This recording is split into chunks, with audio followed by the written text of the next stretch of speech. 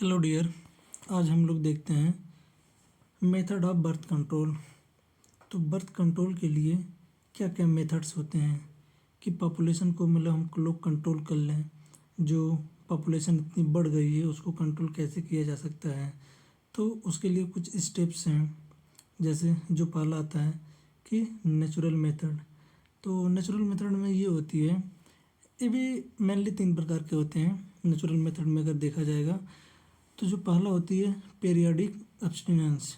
तो पीरियाडिक अब्स्टिनेंस मतलब ये होती है कि ड्यूरिंग पीरियड्स के समय सेक्सुअल इंटरकोर्स से बचें, सेक्सुअल इंटरकोर्स को अवॉइड करें, सेक्सुअल इंटरकोर्स ना करें। तो ये होती है पीरियाडिक अब्स्टिनेंस।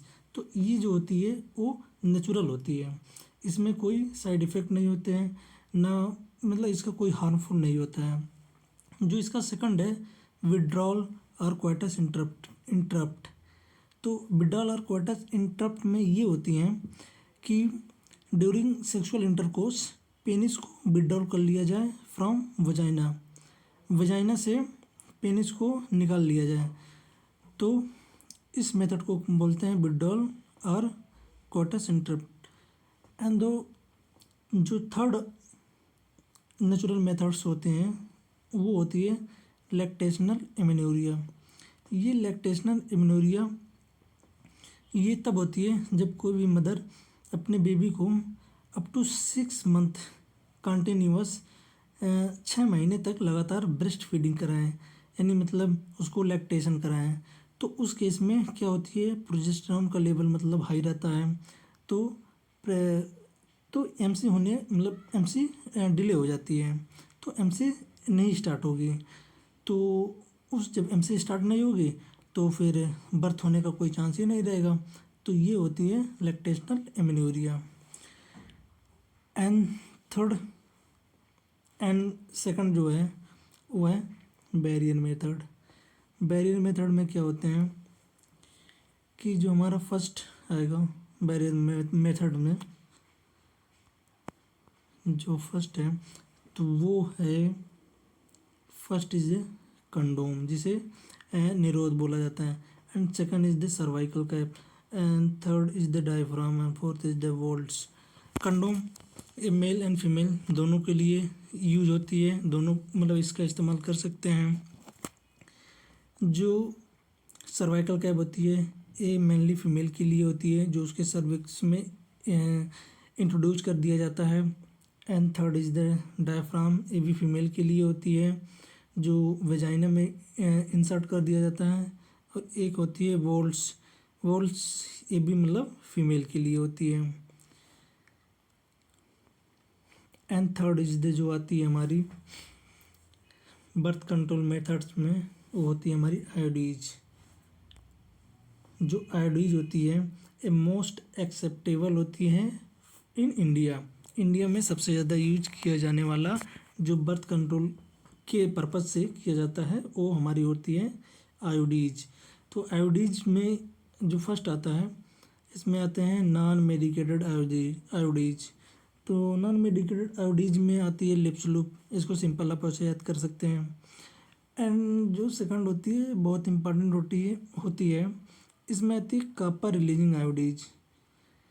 एक कॉपर रिलीजिंग आयोडीज में 3 होते हैं, एक कॉपर टी होती है, एक कॉपर 7 होती है, एक मल्टीलोड 375 होती है। कॉपर रिलीजिंग आयोडीज में ये होती है कि कॉपर कंटेनिंग जो मटेरियल्स होती है जैसे कॉपर टी हो गया, इसको क्या करते हैं वजाइना एंड सर्विस के थ्रू इनके यूट्रस में इंजेक्ट कर दिया जाता है। तो इंजेक्ट करने के बाद इससे कॉपर्स आयन निकलने लगते हैं। जो कॉपर्स आयन होते हैं वो स्पर्म के मोटिलिटी को सप्रेस कर देते हैं, स्पर्म के फर्टिलिटी को भी सप्रेस कर देते हैं, उसको एक्टिव नहीं होने देते हैं। तो ये हमारी होती है कॉपर रिलीजिंग आयोडीज, ये मेनली फीमेल में यूज होती हैं। एंड जो फोर्थ है वो है ओरल कंट्रासेप्टिव पिल्स, जिसको OCP भी बोलते हैं। तो जो अब हम लोग ये देख लेते हैं कि ओरल कंट्रासेप्टिव में क्या कौन से आते हैं। इसमें मेनली गोलियां आती हैं, जैसे दवाएं आती हैं। तो ये जो दवा कौन सी दवा होती हैं, कैसे इसको लिया जाता है, कैसे ये इफ़ेक्ट करता है, तो उस बारे में देखते हैं। तो ये जो कंट्रासेप्टिव पिल्स होती हैं वो made up of progesterone and estrogen combination होती है।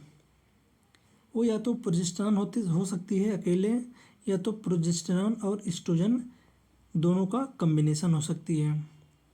तो इससे हमारी क्या पिल्स बन गई। तो पिल को लिया कैसे जाता है, टेबलेट बन गई, टेबलेट को लिया कैसे जाएगा, उसे used for 21 days after 7 days gap of a month. इसको क्या करते हैं कि पीरियड्स या एमसी के फर्स्ट डे से लेना स्टार्ट करते हैं और कंटिन्यूअस 21 दिन तक लेते हैं उसको, और फिर 7 दिन का गैप कर देते हैं, और उसके बाद 7 दिन के बाद फिर इसको लेना लेंगे। तो मेनली यही होता है कि एस्ट्रोजन प्रोजेस्टेरॉन का कम्बिनेशन होता है। इसको मान लीजिए किसी का पीरियड्स 1 तारीख को आया, तो कंटिन्यूअस 1 तारीख से लेके 21 दिन तक लगातार वो इसका इस्तेमाल करेगा। इस पिल्स को खाएगा डेली 1 पिल्स यानी 1 गोली, और क्या करेगा वो 7 दिन का गैप करेगा, 7 दिन नहीं खाएगा, और उसके बाद फिर अगले 8वें दिन से वो फिर लेना स्टार्ट कर देगा। तो इसके बाद जो हमारी ओरल कंट्रासेप्टिव पिल्स में आती है, एक सबसे इफ़ेक्टिव जो एक मेडिसिन है उसका नाम सहेली है। जो सहेली है ये क्यों इतना ज़्यादा इम्पॉर्टेंट है, क्योंकि ये जो है वो नॉन स्टेरॉयडल प्रिपरेशन है, 1 से बिग पिल्स है। क्योंकि अभी इसके ऊपर हम लोगों ने देखा कि ओरल कंट्रासेप्टिव पिल्स जो होती है उसको 21 दिन लगातार लेना पड़ती है, फिर 7 दिन का गैप करना पड़ता है। बट जो सहेली है इसको 1 से बिग पिल्स हैं, मतलब हफ्ते में 1 बार इसको लेना पड़ता है। और ये जिसमें जो खास बातें हैं कि ये नॉन स्टेरॉयडल प्रिपरेशन है, कि इसमें स्टेरॉयडल हार्मोन्स नहीं है कोई, जो इसको सबसे इफ़ेक्टिव बनाती है, और इसका जो साइड इफ़ेक्ट है वो बहुत कम है। तो इस वजह से इसका इस्तेमाल बहुत ज़्यादा किया जाता है। और इसका डेवलपमेंट देखा जाता है तो ये डेवलप किया गया था at CDRI Lucknow, central drug research institute in Lucknow. ये लखनऊ में बनाया गया था। एंड जो हमारा 5th आता है इम्प्लांट्स या इंजेक्टेबल इसको बोलते हैं। इम्प्लांट्स ये मेनली फीमेल इसका यूज करते हैं। ये क्या होता है कि एक निडल लाइक होती है, सुई के तरह की होती है। इसको बॉडी में किसी पार्ट में डॉक्टर द्वारा इसको इंजेक्ट कर देते हैं, डाल देते हैं अंदर। तो क्या करती है वो लार्ज अमाउंट में प्रोजेस्टेरॉन या एस्ट्रोजन निकालती रहती है, जो सीधे उसको हाइपोथैलेमस पे अटैक करता है। फिर हाइपोथैलेमस उसको एंटीरियर पिट्यूटरी को रेगुलेट करता है, फिर एंटीरियर पिट्यूटरी उसके FSH और LH को सप्रेस कर देता है, और एस्ट्रोजन और प्रोजेस्टेरॉन के लेवल को बढ़ा देता है, जिससे उसमें प्रेगनेंसी के चांसेस बहुत कम हो जाते हैं। तो ये इम्प्लांट्स होती हैं, इसको फीमेल के द्वारा लिया जाता है, और क्या करते हैं इसको बॉडी में इंजेक्ट किया जाता है, बॉडी के अंदर इसको डाल दिया जाता है। और ये भी वही है, प्रोजेस्टेरॉन और एस्ट्रोजन की कम्बिनेशन वो इंडिविजुअल के रूप में रहेगा, वो एस्ट्रोजन और या प्रोजेस्टेरॉन के रूप में कम्बिनेशन इसका रहेगा, वो शरीर में इसको डाल दिया जाता है। Can also be use by female, मतलब वही कि ये फीमेल के द्वारा ही लिया जाता है। एंड जो 6 हमारा है उसको बोला जाता है स्टरलाइजेशन और सर्जिकल मेथड। स्टरलाइजेशन या सर्जिकल मेथड, जैसे अभी इसके पहले हम लोग जो मेथड्स देखे हैं बर्थ कंट्रोल के लिए, उसमें क्या है प्रेगनेंसी के चांसेस 100% कंट्रोल तो नहीं हो सकते हैं, बट कुछ परसेंटेज चांसेस होते हैं कि कि हाँ प्रेगनेंसी इससे हो सकती है। बट जो स्टेरिलाइजेशन और सर्जिकल मेथड है इसमें तो प्रेगनेंसी के चांसेस 0% भी हो जाते हैं, क्योंकि होने का कोई चांस ही नहीं है। तो इसका 2 है मेन, एक है वेसेक्टोमी, जो वेसेक्टोमी होती है इन मेल। वेसेक्टोमी जो प्रक्रिया होती है उसको मेल में किया जाता है। तो इसमें करते क्या हैं कि जो मेल का वास डिफरेंस है उसको कट एंड टाइट कर देते हैं। ये वास डिफरेंस होता कहाँ पे है? जो मेल का टेस्टिस होता है, टेस्टिस में स्पर्म का फॉर्मेशन होता है, तो वहाँ से उसके बाद वो स्पर्म जो होती है रेटिटेस्टिस में जाता है, रेटिटेस्टिस के बाद वासा फ्रेंसिया में जाता है, वासा फ्रेंसिस के बाद एपिडाइडेमिस में जाता है, एपिडाइडेमिस के बाद वास डिफरेंस में जाता है।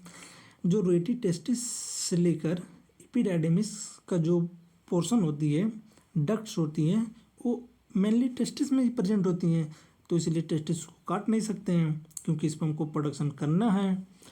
तो ये जो वास डिफरेंस होती है, वास डिफरेंस एब्डोमेन में होती है, मतलब ये टेस्टिस से ऊपर होती है। इस टेस्टिस से इसका कोई लेना देना नहीं रहता, बस हाँ एक दूसरे से वो कनेक्ट रहती हैं। तो क्या करते हैं कि वास डिफरेंस को कट दोनों ओर से धागों से बांध देते हैं, जिससे स्पर्म रेटिटेस्टिस से लेके वास डिफरेंस में ना पहुंच पाए। बस मेनली क्या करते हैं, उसके रास्ते को ब्लॉक कर देते हैं कट करके। तो स्पर्म जब वास डिफरेंस में जाएगा नहीं, वहाँ से पेनिस के थ्रू वजाइना में जाएगा नहीं, तो फिर प्रेगनेंसी होने का कोई चांस है ही नहीं। और ये जो सेकंड इज है और ट्यूबिक्टोमी होती है। ट्यूबिक्टोमी इसको फीमेल में किया जाता है। तो फीमेल में क्या करते हैं, जो फीमेल का फैलोपियन ट्यूब होती है उसको कट एंड टाइट कर देते हैं। जैसे मेल में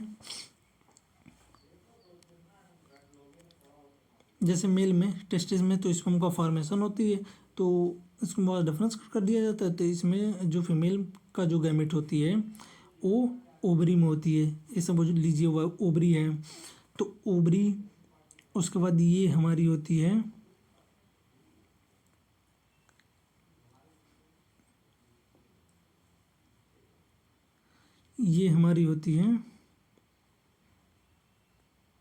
ये ओवरी है, ये वाला पार्ट ओवरी है, ये वाला पार्ट ओवरी है, ये यूट्रस है, ये ओवरी है, और ये है फैलोपियन ट्यूब। यहाँ से लेकर यहाँ तक क्या कौन सी पार्ट होती है? Fallopian tube.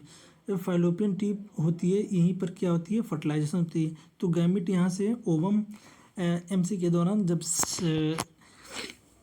मिड एमसी यानी 14 दिन ओवुलेशन जब होती है, वहाँ उस पीरियड में वो एक ओवम यहाँ से यहाँ फिमरी के द्वारा, यहाँ फिमरी होती है, यह फिमरी के द्वारा कलेक्ट कर ली जाती है, जो कलेक्ट कर होकर जाती हैं या एम्पुला में। ये इस पार्ट को बोलते हैं एम्पुलरी स्टमिक जंक्शन। तो एम्पुला में यहाँ जाती है और यहाँ पेनिस के थ्रू यानी स्पर्म जो होती है, यहाँ पे वेजाइना है, वेजाइना में इंट्रोड्यूस कर दिया जाता है। फिर स्पर्म जो होती है वो यहाँ होते हुए यहाँ जाती है।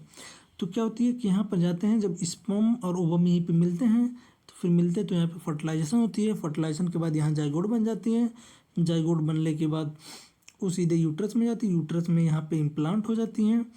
इम्प्लांट होने के बाद 9 मंथ का गेस्टेशन पीरियड होती है और बेबी का फॉर्मेशन होती है, बेबी का बर्थ होता है। तो इस प्रक्रिया में क्या करते हैं कि इस जो वाला जो पार्ट है और ये वाला जो पार्ट है इसको कट कर देते हैं ट्यूबेक्टोमी में। इसको कट कर देते हैं, यहाँ पे धागे से बांध देते हैं, यहाँ पे धागे के बांध देते हैं। तो मेनली जो गैमेट होती हैं यहाँ पर सेकेंडरी ओसाइड, ये यहाँ तक तो पहुँच जाता है बट यहाँ नहीं जा पाता है। जब यहाँ जाएगा नहीं और स्पर्म जो है यहाँ पहुँच सकता है, क्योंकि ये बीच में ब्लॉक है रास्ता, तो यहाँ पे कूद के तो जाएगा नहीं, ये भी यहाँ पे जाएगा नहीं। तो अल्टीमेटली क्या होती है, गैमेट और स्पर्म यहाँ पे मिल नहीं पाते हैं। जब मिल नहीं पाते तो फर्टिलाइजेशन नहीं होगा और गैमेट बनेगा नहीं और वो एम्ब्रियो में डेवलप नहीं होगा। तो यही होती है ट्यूबेक्टोमी, यानी फीमेल का जो फैलोपियन ट्यूब है इसको कट कर दिया जाता है और इस प्रक्रिया को बोला जाता है ट्यूबेक्टोमी। तो यही है बर्थ कंट्रोल मेथड जो आज हम लोग ने देखा। तो आज के लिए बस इतना ही, धन्यवाद।